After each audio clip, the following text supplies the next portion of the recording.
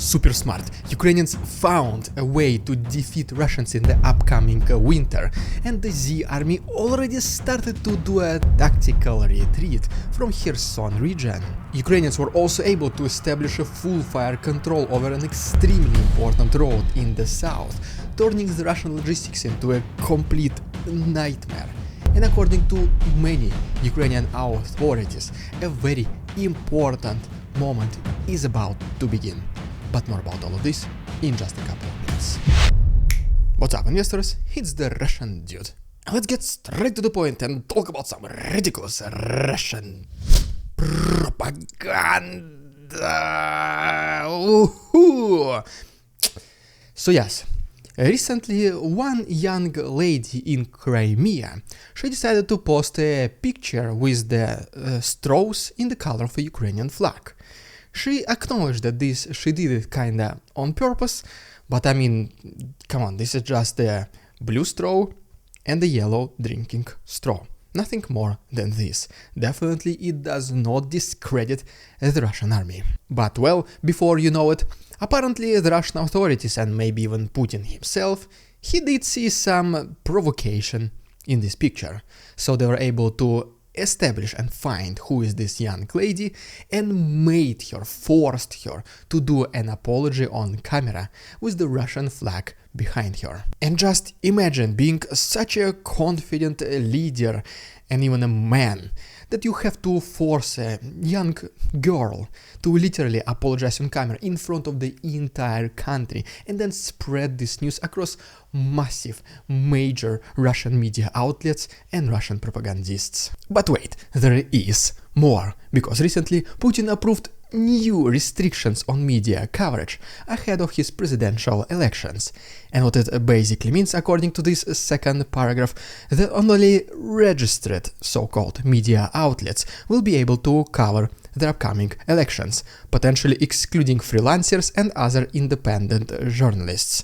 I mean, you already see where this is going. In addition to that, the coverage of commission actions in military bases or under martial law, very suspicious again, is prohibited without prior permission from the regional and military authorities. And by the way, this article I was able to find on ground.news, the website which I have been personally using every single day whenever preparing for my daily news updates. And what makes this platform so unique is that it allows you to see how the very same article is represented by different media, for example, left, center, and right, so that it pretty much instantly allows you to see how different media phrases the headline of the news, because let's be honest, a lot of people refer just to the headlines. And Ground News is able to achieve this by pulling the very same article from different sources, such as, for example, in our case, it is the total number of 26. As we scroll down, we can also see the bias distribution, which basically shows that the majority of the coverage is represented by the left-sided media, approximately 56% of it. And next, you will be able to see the factuality, which basically shows how trustworthy these articles are. And 75% of articles about our news is of a high factuality, with only 0 being of them low factuality. Pretty much what it basically means is most of these articles are relatively trustworthy. And what I think is one of the most important features is that Ground News even pulls articles from the Russian state media, such as, for example, right here, RIA News. And just once again, I think this is extremely important, because many social media companies and news organizations, they simply remove Russian sources from their platforms, leaving us in the dark about their motives. And another very useful feature is that Ground News allows you to follow specific topics, such as in my case, Russia politics, Ukraine war, Vladimir Putin, Russia and Ukraine. And if you want to be just like me and experience all of these amazing features, please consider subscribing to Ground News using my link, ground.news/Russian dude. And since the Black Friday is here, you already know what it means. Massive discounts. You can subscribe for as little as $1 for the entire month or unlock unlimited access with 40 off. I highly encourage you guys to check it out because once again this is a very good platform to refer to your daily news reading, and just once again by using my link down below ground.news/Russian Dude, this is one of the best ways to support the channel. So thank you so much Ground News for sponsoring this video, and now let's get back to the program. And so yes, now let's switch our attention to Ukraine. And first of all, we will go to the east of the country and talk about Russians' losses in Avdiivka, which are now higher than ever. Then we're gonna go to the south of Ukraine, where Russians started to so-called tactically retreat from Kherson, allegedly. And finally, we'll talk about Ukrainians who discovered a new way to defeat Russians in the upcoming winter. But first of all, here is a pretty interesting and a little bit random news, is that Russians were there was a diversion group in the border between Belarus and Ukraine, and so they were trying, looks like, to enter the country. And basically there was a horde of wild boars which spooked Russian soldiers who started to run away. One of them accidentally tripped and he fell asleep forever.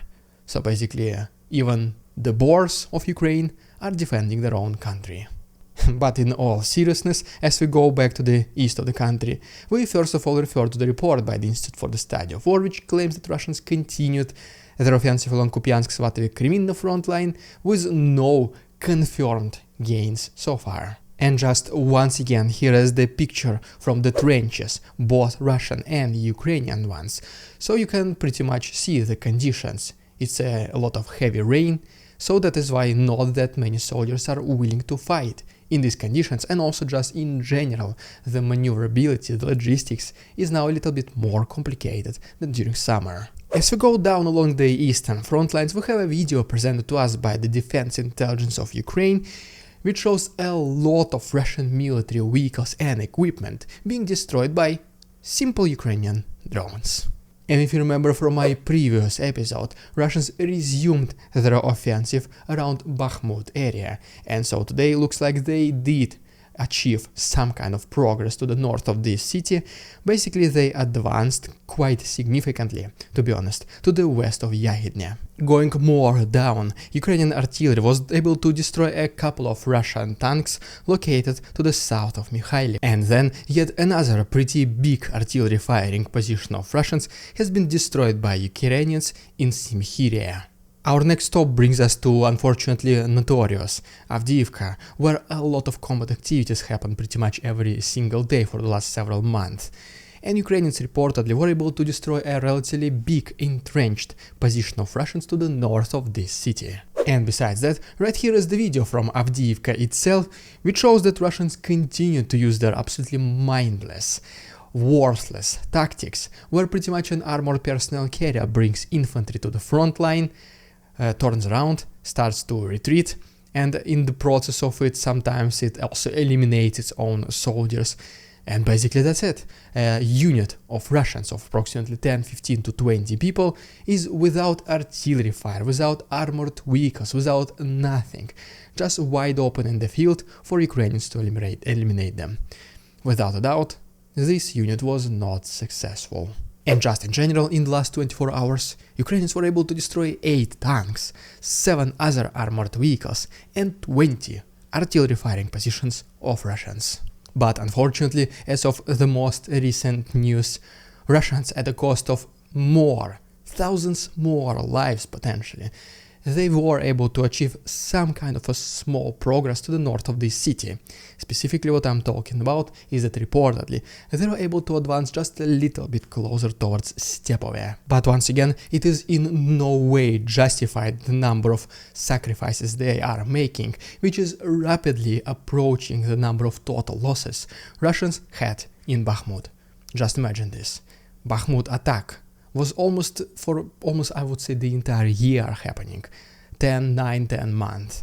Avdiivka is only happening allegedly for no more than 2, and as of right now the number of losses are getting pretty close. And just to show you how significant the situation is in the east of Ukraine, both President of Ukraine Vladimir Zelensky and the Commander-in-Chief Valery Zaluzhny, they did acknowledge that as of the moment of recording this video, the most complicated situation for Ukrainians is exactly in the east of the country. The very first one is obviously Avdiivka and Bakhmut direction, and then there are also attempts by Russians to advance along Kupiansk-Svatovo-Kreminna front line. And so yes, now as promised, let's switch our attention quickly to the south of Ukraine, where Russians started to so-called tactically withdraw from Kherson region, allegedly. And then we're gonna talk about the new way that Ukrainians discovered how to defeat Russians in the upcoming winter. But guys, if you don't mind, before we continue, can you please like this video and subscribe to my channel? This does help a lot, trust me. Thanks so much, and now let's continue. And so yes, first of all, let's make a quick stop in Odessa, where local residents were able to discover what seemingly looked like a Russian mine in the Black Sea. They contacted the respective authorities, and then this object was dragged to the shore and detonated. Pretty much, yes, it was a mine. So if you are in Ukraine, specifically next to the Black Sea, if you do discover something looking very suspicious, please do not touch it, do not play with it, do not try to take it out of the water or anything like this, just contact the authorities. You never know what this is gonna be, and this can save your life. And just in general, speaking about Ukrainians destroying the projectiles of Russians, in the last 24 hours they were able to intercept 7 out of 14 Russian Shahed drones. Then we have another even more interesting video from Oleshki, which shows Russians trying to flee this town in most likely what looks like a civilian car, which they took from the local residents, and then apparently they are followed by a Ukrainian drone, which successfully reaches the final destination, and Russians, they for some reason stopped talking in that video, which in some way does confirm the fact that Ukrainians were able to establish the fire control over this major road in the south between Holopristan, Oleshki, all the way into Novokakhovka, this one represented by yellow line, which Russians were using to bring back and forth their supplies, reinforcements and munition. But wait, there is more. According to Russian propagandists, who are getting extremely nervous about the situation happening in the south, they also said that even Kinburn Spit, located right here, is also pretty challenging for Russians to drive around. Pretty much means that this entire area, not just from Oleshki or Holopristan, but all the way from Kinburn Spit, all the way to the east to Holopristan, Oleshki, and once again Novokakhovka, is within the range for Ukrainian artillery, drones, and potentially, if needed, missile attacks. And this is even not me talking about the presence of the entire battalion, or even more soldiers at this point of Ukrainians on the left side of Dnipro River. And guess what? The Russian media recently published this news referring, or at least what they thought, to the Ministry of Defense of Russia, saying that it was a decision that had to be made by the commanders of Dnieper group to the left side of the river, that Russians had to tactically withdraw from Kherson to more advantageous positions. But wait a second, the situation gets even more interesting from here, because several minutes later after publishing this news, they deleted it from their websites, Twitter or X and other social media platforms, basically saying that sorry guys, this was not yet verified, we did a rash decision doing it. And this action caused a lot of speculation on the internet why this happened. The number one reason it was, I would say the most popular one, is that Russians are preparing actually to withdraw from Kherson region further away from Dnipro River and yes, do take more advantageous positions. But it is not a tactical relocation like they called it, it is the actual, pure and simple withdrawal, retreat. So this is the reason number one, so probably they are planning to do it and just accidentally they released this information way before they could have been doing it. The reason number two is that potentially this was a psychological warfare which was intentionally made by the Russian military. They basically did this fake news. In the stories, in the media, they kinda knew that propagandists, bloggers, they will immediately catch it and start talking about, which will allow Ukrainians to think that Russians might be withdrawing from Kherson region, while in fact they will not do it. and kinda capture and trap and surprise advancing Ukrainians. And another option number 3 is that this was just plain and simply an honest mistake by one of the journalists. He kinda published it, maybe he just used his own words, or maybe he exaggerated some facts. And then the rest of the world immediately picked up on this, forcing his boss to kinda refute this statement and apologize to the rest of the world. So there you have it, 3 options why Russians did publish a news about tactical withdrawal from Kherson and then immediately deleted it. So just please let us all in the comments, what do you think? Which one of these options sounds more true to you? But for now, let's finally quick about this new way that Ukrainians discovered how to defeat Russians in the upcoming winter. And this one is just once again pure, simple genius. And long story short, according to the representative of Ukrainian army, Vladimir Fityo, the goal is to simply destroy the rear bases of Russians, to disrupt their logistics using long-range missiles such as HIMARS, ATACMS, and the rest, maybe even drones or even just simple artillery attacks. The goal is to make movements of Russian forces as complicated as possible. Because, yes, as you are able to see, right now the situation is far from perfect. It is a rainy season, so neither Ukrainians nor Russians are already able to move pretty much anywhere on a distant distances. But then, as soon as winter approaches, the temperature will drop. It will be extremely cold and potentially even more slippery than it is right now. Which basically means that just moving by foot, even inside trenches, will also be far from perfect. And as a result of this, if Ukrainians continue keeping pressure against Russians, eventually the resources of Russians will start to fade away, both people, ammunition and weapons. They will obviously need to resupply themselves, bring new soldiers, new infantry, ammunition, clips, guns, all this kind of stuff. And this is exactly where Ukrainians come up with destroying Russian rear bases and disrupting their military convoys. And the unofficial code name of this winter strategy for Ukrainians is called to freeze out the Russians. And nevertheless, according to many Ukrainian authorities, no matter what happens in the upcoming future, most likely 2024 will be a very big year for this war. Major changes will be happening and hopefully they will be positive for the Ukrainian side. One of the very first statements like this came to us from Andrei Yermak, who was heavily referring to Ukrainians being able to cross Dnipro River, gain the foothold and establish the bridgehead. And right now he's urging the Western partners to increase the support to Ukraine, to put more sanctions on Russia, because right now we might potentially see a very good chance for Ukrainians to inflict maximum damage on the Russian army. But unfortunately, some other Ukrainian authorities, such as for example the head of defense intelligence Kirill Budanov, they are optimistic, just not that much.